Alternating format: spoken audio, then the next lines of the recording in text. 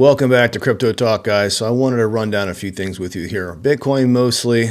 I'll touch on some other altcoins since I think we're about to have an altcoin season blow off here. But here we are on a 12-month candle, so year-over-year candle. This is the BLX chart going back to 2010. And as you can see, we have for most cycles, you have 3 years of up and 1 year of down. We are entering into our third year, which is usually the big candle, the big bull market blow off top candle. I have X'd out and started removing the 2021 data from all of my data sets. It doesn't make any sense to maintain that. It was a complete anomaly in many cases. COVID was a black swan event, so it completely skewed the data. So I'm still going off of 2013 and the 2017 cycle are the indicators, which I think will start to repeat itself as global conditions seem to be repeating the 2015-2017 cycle. So that is why I've got these marked. So we all agree we have diminishing returns. It doesn't mean it won't continue to stair step its way higher, but a moderate 280 to 300% from where we are now gives you roughly a $350,000 Bitcoin. I showed you in another video on my other BLX chart where I had projected basically, I think it's this one. Yeah. So if I jump this down to the 2 week, I'll show you what this looks like.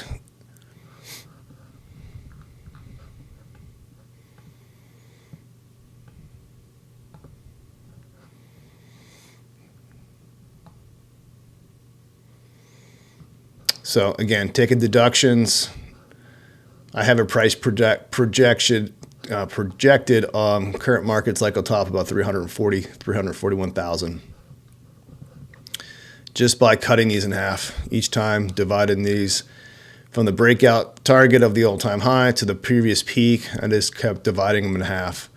This one, 2021, should have been up at 160,000. We got shafted.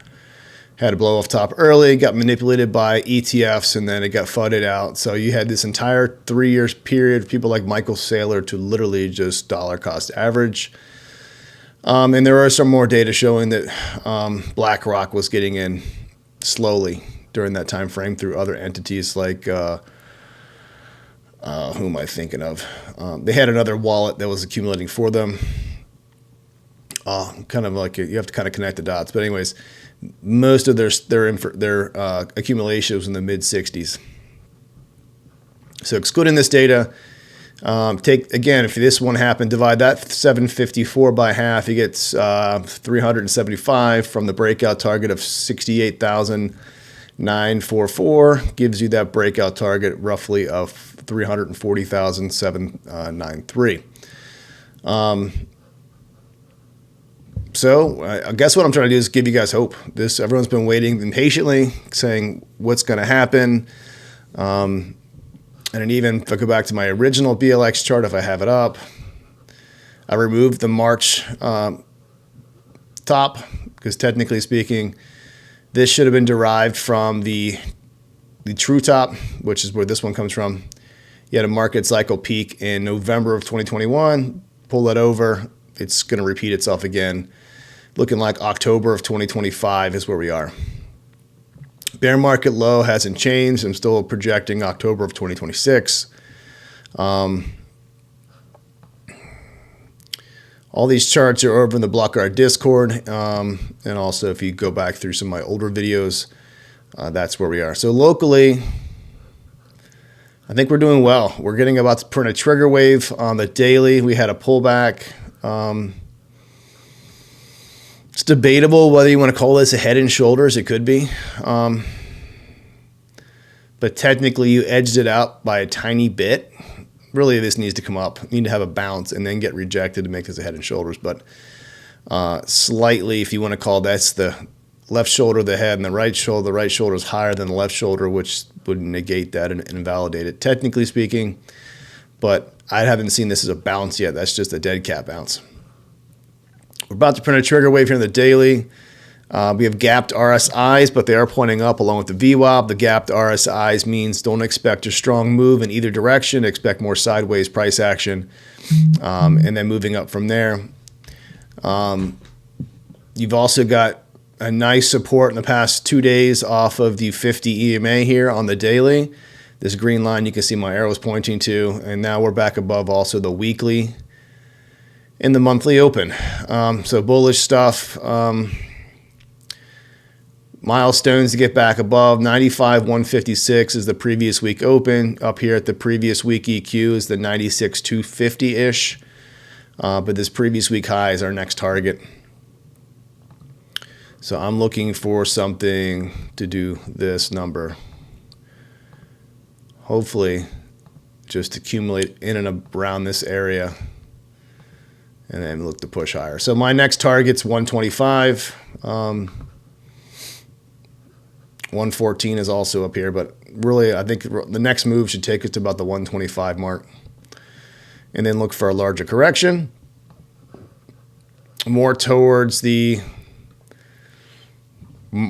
sell in May and walk away. So I think he could have a summertime lull.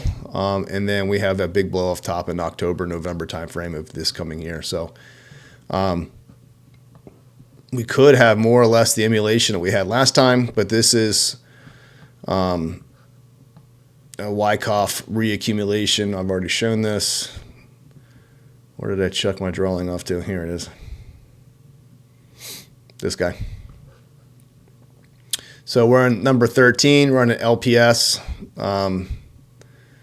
technically speaking, or you can debate we're in number 12, where you have a couple back tests and you can continue to push higher. So that's why I have this chart up.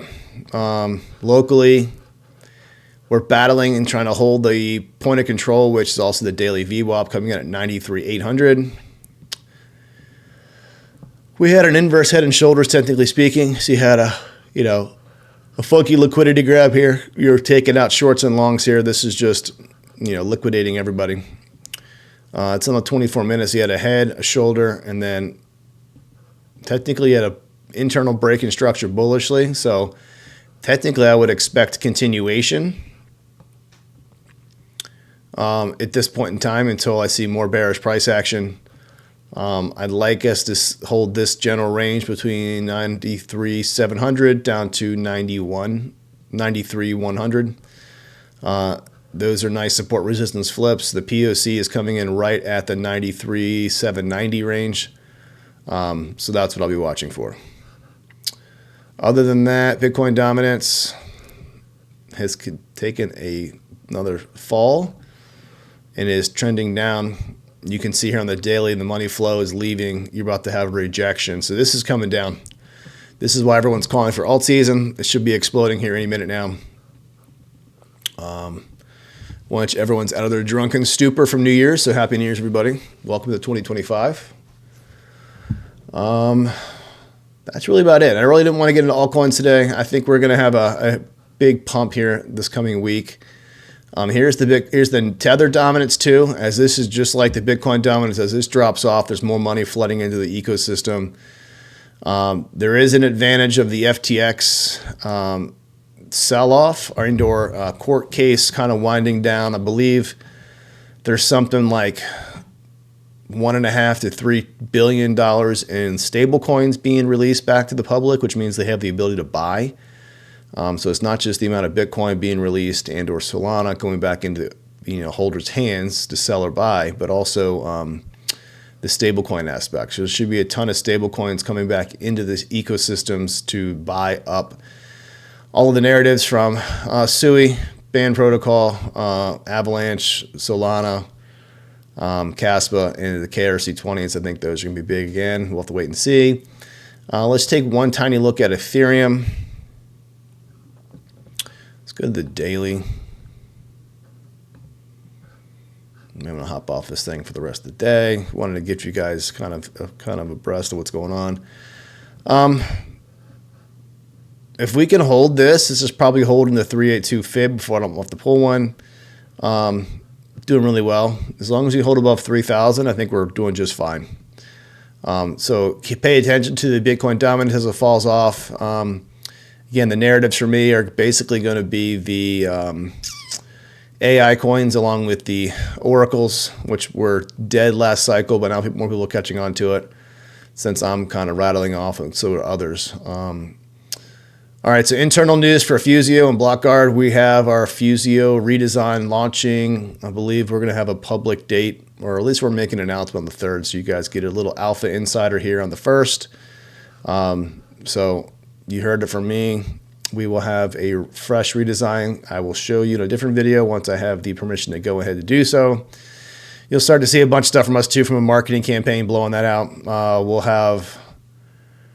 I will connect with CryptoFace, and we will do a kind of tutorial Q&A, maybe even a live one, to kind of get our groups together. You guys can see what CryptoFace has done with his account, what I've done with my mongo account, and then kind of browse through and ask some questions on what Fusio has at the moment, what later stages of Fusio has coming further.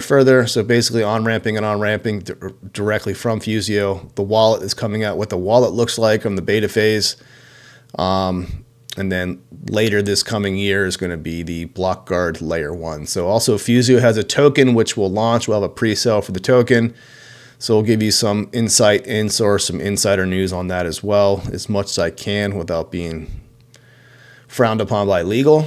And then pretty much lay out the roadmap, show you guys where we are, where we're going, and all the exciting news. So we have a pretty beefy marketing team that's about to launch some stuff. So pay attention. I think in the next 2 weeks, you're going to be inundated with Fusio and BlockGuard stuff. So Happy New Year. So talk to you guys soon. Nothing to say is financial advice. Best of luck. You want to find me over to Crypto Blackwall on Twitter, the BlockGuard Discord.